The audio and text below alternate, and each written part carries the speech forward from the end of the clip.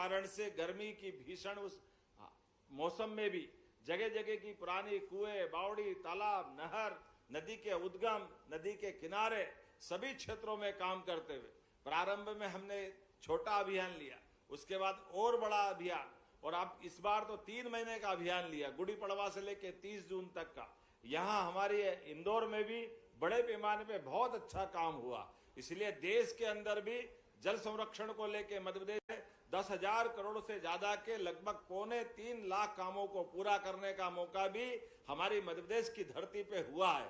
आज के इस अवसर पर जब ये हर पहाड़ी की अपनी हरियाली की चादर उड़ाने के लिए आगे बढ़ रहे हैं, तो क्या पेड़ भी लगवाए, एक माँ पेड़ के मतलब एक पेड़ माँ के नाम पर और फल वाला पेड़, भगवान क्या क्या करा देता है।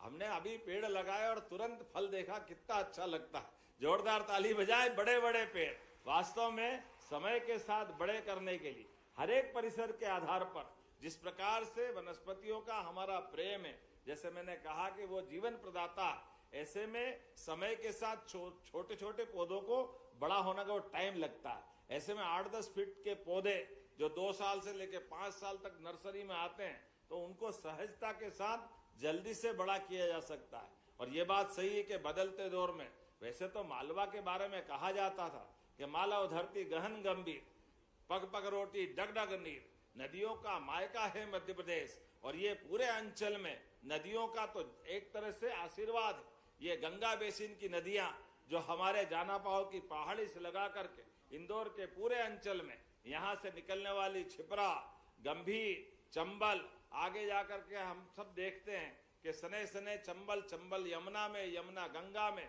और गंगा सागर तक की यात्रा में हमारी मालवा की इस धरती की बेटियों की बड़ी भूमिका होती। मैं उम्मीद करूंगा आने वाले समय में इस प्रकार के अभियान को जोड़ करके और भी अच्छे सकारात्मक परिणाम के लिए जो जो हो सकता है वो हम सब करेंगे। लेकिन आज का दिन तो वास्तव में वर्षा की इस ऋतु में हमारे लिए अल नीनो का खतरा भी दिखाई दे रहा है, लेकिन सारे खतरों का मुकाबला करने के लिए एकमात्र पर्यावरण के संतुलन में बड़ी भूमिका अगर किसी की है तो वृक्षों की है। हमारे लिए हमने ऋषि मुनियों की साधना तपस्या तो देखी है, लेकिन सच्चे अर्थों में ये हमारे वृक्ष ऋषि मुनियों के समान अपने स्थान पर साधना करते हुए हम सबके लिए जीवन के मंगल के आशीर्वाद सदैव देते रहते हैं। आइए हम सब इस अभियान के साक्षी बने, अपनी भूमिका अदा करें और बाद में भी अपने पेड़ को आके देखते रहे। मेरी अपनी ओर से इस अभियान के लिए पुनः कैलाश जी भाई साहब और उनकी पूरी टीम को बधाई देता हूं। जोड़ ये पृथ्वी संस्था के आधार पर जिस प्रकार से यहाँ सम्मान कराया गया, मैं वो यादव जी को भी बधाई देना चाहता हूँ। जोरदार ताली बजाकर आज ही रिजल्ट आया, मुझे बताया गया कि हमारे लिए ये जो अपना हमारी युवा शक्ति का सदुपयोग और उनके अपने जीवन के माध्यम से और यशस्वी प्रधानमंत्री का एक बार फिर ताली बजा के अभिनंदन करें। अग्निवीरों की टीम बनाने के लिए यहाँ से आहुतियां जा रही, उसी के साथ साथ जो बीएसएफ के 2 जवानों का अभिनंदन किया जिनने लाल सलाम को आखिरी सलाम कराने में अपनी महती भूमिका अदा की। मैं कैलाश जी भाई साहब को याद करता हूं, उस भीषण दौर में भी आपने बालाघाट में चुनाव लड़ करके अपनी उस प्रतिबद्धता को बताया कि इस प्राकृतिक खास करके वर्तमान के लोकतांत्रिक देश में कोई हथियारों के बल पे डरा नहीं सकता। हमको लोकतांत्रिक व्यवस्था में विश्वास करना ही चाहिए और ऐसे में हथियार के बल पे डराने वालों को बगैर कोई डर के जो जवाब मिला है, आज माननीय प्रधानमंत्री के नेतृत्व में, गृह मंत्री के मार्गदर्शन में पूरे देश से नक्सलवादियों को आखिरी सलाम हुआ। जोरदार अभिनंदन इन जवानों के साथ बीएसएफ का कैंपस भी।